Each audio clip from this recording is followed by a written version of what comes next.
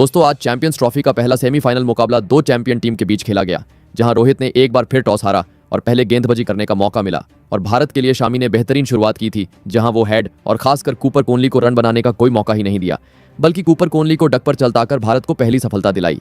इसके बाद ऑस्ट्रेलिया के सबसे खतरनाक बल्लेबाज ट्रेविस हेड को वरुण चक्रवर्ती ने 39 के स्कोर पर पवेलियन भेज दिया।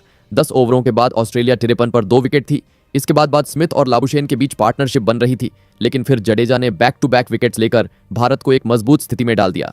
पहले जडेजा ने लाबुशेन को 29 के स्कोर पर LBW आउट करा दिया। उसके बाद 11 रन पर जोस इंग्लिश को चलता किया। हालांकि स्मिथ भारतीय टीम को काफी परेशान कर रहे थे, जहां उन्होंने अपना अर्धशतक भी पूरा कर दिया था। लेकिन फिर इसके बाद शामी एक हीरो की तरह आए और उन्होंने स्मिथ के स्टंप्स ही उखाड़ दिए। शामी ने स्मिथ को 73 पर चलता कर दिया।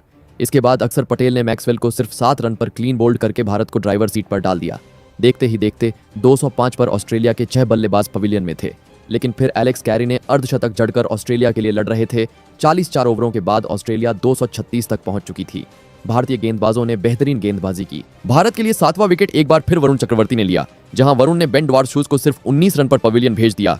इसके बाद श्रेयस अय्यर की बेहतरीन थ्रो के चलते भारत को 8वीं सफलता हाथ लग, जहां कैरी 61 पर आउट हो गए। इसके बाद भारतीय गेंदबाजों ने ऑस्ट्रेलिया की टीम को 254 पर ऑल आउट कर दिया था। भारत के सामने 265 रनों का लक्ष्य था, जहां चेस करने उतरी भारतीय टीम की शुरुआत खराब थी, क्योंकि 5वें ओवर में ही शुभमन गिल 8 रन बनाकर आउट हो गए। इसके बाद रोहित अच्छे फॉर्म में दिख रहे थे, लेकिन कूपर कॉनोली ने 8वें ओवर में रोहित शर्मा को भी 28 पर आउट कर दिया। 43 पर भारत को 2 झटके लग चुके थे। विराट और श्रेयस ने मिलकर भारत के स्कोर को 20 ओवरों के बाद स्कोर 100 के पार पहुंचा चुके थे। दोनों ही जबरदस्त बल्लेबाजी कर रहे थे और विराट ने अपनी हाफ सेंचुरी भी पूरी कर ली थी। अय्यर भी हाफ सेंचुरी की ओर बढ़ रहे थे, लेकिन फिर एडम जाम्पा ने उन्हें 45 के स्कोर पर आउट कर दिया।